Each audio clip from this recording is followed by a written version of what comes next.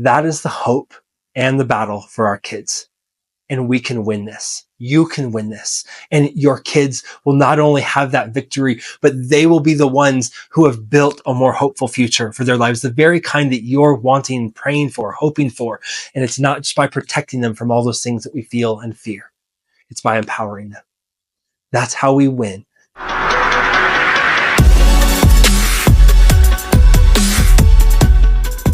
You ever see what's going on in society and start to worry about your kids' future?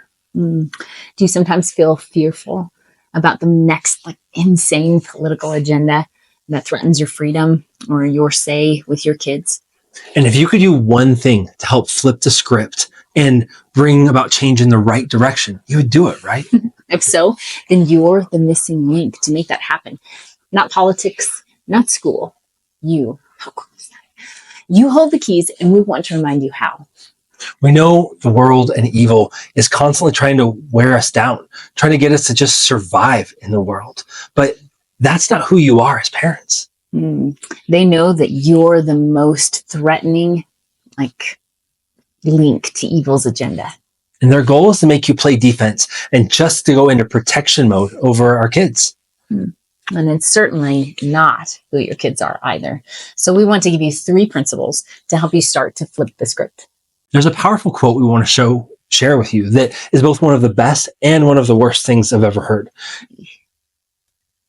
Sorry. He who owns the youth owns the future. Yuck. Do you know who said that? That's the reason it's one of the worst things I've ever heard, because of who said it. I don't even want to bring up his name in this conversation, but he used it for an incredibly evil agenda. But the strategy is true. He who owns the youth owns the future. And when we learn to flip that and use it in the right way, when we learn to empower our kids to be part of changing a generation, we can be that light that pushes back on the darkness. We don't just have to protect our kids from the darkness anymore, but rather we empower them to shine out of who they were already created to be. It's inside of them. So number 3, your kids have purpose. And that purpose goes beyond just being good citizens or being successful. Those are great things, but your kids were actually created with purpose. They have an innate desire, a natural craving for it from the inside out. Whether we know it or not, we're going to fill those cravings with lesser counterfeit purposes, or other people are going to come along and feed those counterfeit purposes, counterfeit identities, things like that to your kids. And so it's so vital that from an early age, we don't minimize our kids because of their age or their experience and take away real purpose from them. It's something we need to be speaking into from moment one, regardless of the different circumstances of your life. Because the reality is, we have found some of the most hopeful purpose in some of the most unlikely places. When we lived in Ethiopia or traveled all over Africa, we would walk the streets, and the kids we would meet, these are 11-year-old, 12-year-old street kids who have nothing to their name. Most of them haven't been to school, or if they have, it's been a year or two. And yet, spending a little bit of time with them, connecting with God with them, we would start to see the gold in them. And we saw how much purpose they had. Without going into the whole story, we started to see immense change happening all over the streets, where these kids, 10, 11, 12-year-olds, are becoming leaders, and they're the ones leading the charge for change throughout the streets. Not only changing their own lives, but changing their families if they live on the streets with them, or they're changing culture around them. They're changing their own legacies, where now many of them have gone to school, graduated school, and they have families of their own, and they're empowering their kids in a whole new way. That was years ago, and to watch the fruit from that. And the biggest starter we saw of that change, other than just Jesus himself, was to give them purpose. Often we reserve those type of things for adults, but I think it's a huge mistake, because when we do, we keep with this top-down part of society and the world. But God works through unlikely ways. It's the foolish things of the world that confound the wise. It's the weak that confound the strong. So many of the best strategies that have brought forth the greatest miracles, the biggest change, have come from unlikely people and places. So there's a movie called Finding Neverland, and I go into it a little more in one of the other videos. But with Finding Neverland, you have the writer of the story, Peter Pan. Now, as we know today, Peter Pan has become an incredible world-renowned play and movie and so much more. But at that time, James Barrie, the writer of it, had, after many blockbuster hits, had a couple of duds. And so he went to the proprietor of the theater, and the proprietor's going, James, what do you got for me? And James says, I don't know. But before you know it, James goes back to his roots. He starts dreaming again as he starts playing and hanging out with a few kids. And as he plays with them, as he lets his imagination and his faith and dreams rise up, he starts to see pirates and fairies and Indians and all these different things that he starts to write into Peter Pan. So he goes back to the proprietor and pitches Peter Pan for the very first time. And the proprietor looks at him. He's like, James, what self-respecting doctor or lawyer or businessman of high society London is going to watch a play about pirates and fairies and all of these things? And James looks at him and he says, you know what? You're right. So he says, on opening night, I want you to save me 25 seats scattered throughout the auditorium. The proprietor goes back to the practical questions, the typical questions. He says, James, who are in these seats? Are they filled? Are they paid for? What's going on? James says, don't worry about it. Just opening night, you save me 25 seats. Opening night comes, they're almost a curtain call, and the seats are still empty. These seats scattered throughout the entire auditorium. And at the last second, wouldn't you know it, 25 orphans show up at the door, orphan children, and they fill these seats. And they're surrounded by all the tuxedos and gowns of high society London. And Peter Pan starts for the very first time. Just as the proprietor guessed, high society London, the adults, they didn't get it. They couldn't track with it. They couldn't imagine something higher than the ceiling that they had in their own life or their current adult experience. They had lost that childlike ability to dream into their purpose or into something more. But the kids hadn't. The kids got it. They started to laugh. They started to connect and enjoy the play thoroughly. Before you know it, the more they enjoyed it, the adults started returning to those childlike ways and thoughts to where they could appreciate it. Before you know it, play ends, you have this roaring, standing applause of the kids and the adults, and they're all just celebrating what they've just seen with Peter Pan. But the play we know today, that's in all these movies, takes all these standing ovations, wouldn't have been possible if it didn't start through those unlikely kids who came in. And I believe that's a strategy, just like he who owns the youth owns the future. It's a strategy for our world today. If we're going to take ground back and not just protect ourselves and protect our kids, but take it back, then we've got to empower our kids to help lead the charge, because they carry something that as adults, a lot of times we've lost. And we have to foster in them while they're still young. We have to empower the purpose they already have. We've seen it firsthand with some of the most poor kids who have the most excuses in the world at a very young age. And they started walking in purpose and changing the streets and changing their culture. Your kids can too. Number 2 is that stagnancy is actually backwards. Oftentimes we get stagnant when we're trying to go into protection mode or when we're afraid of something. But the reality is the best way to come against those outside threats is to take ground back. It's not just to stay in one place. Because when we stand still, when we stay stagnant, when we play defense the whole time, we're actually it's a matter of time before we go backwards. And so we have to keep playing offense. We have to keep finding ways to move forward. Otherwise, stagnancy will breed the very things that we're afraid of happening. Think about a river versus a pond and which one you want your life to be, or which one you want your family to be, or which one you want your kids to be. You know, a pond is more controllable and it is completely stagnant and still. It seems peaceful and serene, controllable and guaranteed. Controllable, guaranteed, secure. Those are things we go after when we're afraid of something in the world or with our kids. And so we go into this protection mode. But another thing a pond and stagnant water is guaranteed for is it's guaranteed to build up pond scum and fungus and disease. That lends back to point 3, right? Is that why we need to empower purpose in our kids. It's part of that offense. It's part of that forward movement. And so that pond life, we think that stagnancy and stillness is protecting them, but really it's setting them up or our family up for build up of that fungus and pond scum and disease and the counterfeits of the world that'll come to us eventually anyway. And what we need is to give our kids vision, a foundational vision from early on about their hopeful purpose and destiny. That's part, again, right back to that last point of giving them purpose and fostering the purpose that they already have. It's really about that offense versus defense. And where purpose is offense, stagnancy is defense, and going to that protection mode of something we're afraid of.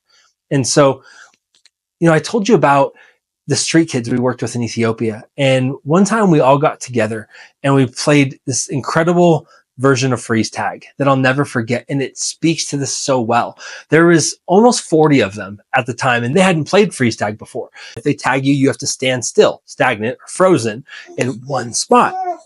As you probably know, in freeze tag, one person is it, and everyone else is trying to avoid getting tagged. And so when you've grown up with it, you start to play defense in a way, because to avoid getting tagged, you go out on your own, right? You separate yourself. You try to hide those types of things. And the person who's it is going to tag anyone they can and to get you frozen. And the only way to get unfrozen is if one of the other players comes and sets you free, right? So that you can go forward again. So the problem is, most of the time in our more Western point of view, playing it defensively and hiding where we won't be found, if we get tagged, we're way out on an island somewhere. And it's hard for anyone to get to us without them getting tagged in the process. And so when we play defensively, that's something that happens. But it was so different with these kids who had never played it, these kids from the street in Ethiopia, where we told them, okay, I'm going to be it, right? I'm going to be this thief who's trying to tag you, freeze you, steal from you. I'm the threat. And you guys are full of life, and you're to scatter and give life to one another, and you can set each other free. You can unfreeze someone, things like that, right? And so they didn't play it defensively. They looked at us like, are you crazy? You can't win if we do it this way. And they were right. All of a sudden, I'd watch as 5 or 6 of them gathered around me, because they realized if I tag one of them, they just have to go on offense and can untag one another. And they realized I would have no chance to freeze them all. I could never win the game if they all didn't isolate themselves, but if they kept using that life they had, the offense they had, to set one another free and to go forward. And that's their purpose in the game. The purpose wasn't to hide and survive the game. The purpose is to win it. And they realized they could win it in a more guaranteed way if they went forward together. If each person was empowered to use the freedom they had to keep tagging one another. And as they understood, I had no chance. And eventually I had stopped the game. I was exhausted from chasing them around and realizing that they were just going to set one another free, and they were going to win regardless. When they realized that I could not win the game if they simply stayed on offense, freeing one another the entire time, the game was over, for me at least. I had no chance to get them all tagged, because they knew that if they kept moving forward, that doesn't matter who I tagged or what threat I posed, that they had more ability to set one another free than I had to freeze them. What if we did life like that? Because our kids are full of that kind of purpose. And often we're trying to isolate ourselves, protect ourselves, hide, all of these things, when in reality, we should be going forward. We should be using the life and the purpose we've been given, helping our kids do the same thing and use it to go set one another free. And that's how we take back ground from darkness, from evil, from the thief who's trying to tag you, who's trying to freeze you. All the things that we're afraid of. He can't win. If we all walk in our purpose, if we help our kids walk in their purpose, then we will take that ground back and won't have to protect them from it in the same kind of ways. And number 1 is belief in who they are. The number 1 way to empower someone is solidifying and building their created identity. And we live in a world right now that is full of so much counterfeit identities that is trying to confuse those very things. And so that's part of the reason why the number 1 thing we can do is to solidify and to build up that area in our kids. And what they do with their purpose will be important. But as kids, as youth, if that purpose flows naturally out of who they are.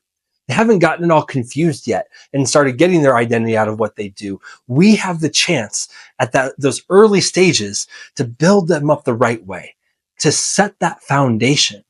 That way, purpose and doing and even causing change or impact in the right ways in the world, it doesn't become this burdensome pressure. It doesn't ever need to be that. It's not a heavy weight. Our purpose comes out of who we are. Our identity has more to give than our hands do. The works are important. The actions are important, but they become a natural flow of purpose. And who they are is a natural light that's already created in them. So when we start to spend time speaking to and focusing on their created identity according to who God created them to be, who God sees them to be, we build it up. We feed that area. We feed the area where their purpose is already written because it comes out of their identity. It's that light that shines out of them. And that's the light that pushes back that darkness. And so when we feed that, we feed something that's been written inside them since they were created. And we do that before the world has a chance to erase it, before all of these counterfeit identities can come, the things that so many of us are fighting every day or worried about for our kids every day, is that we don't have to worry so much about the counterfeit if we teach them the truth of who they really are. You know, that's how someone who actually works in counterfeit money, counterfeit bills and currency, that's how they study most. It isn't by studying the counterfeit. They don't learn how to identify the authentic by studying the counterfeit.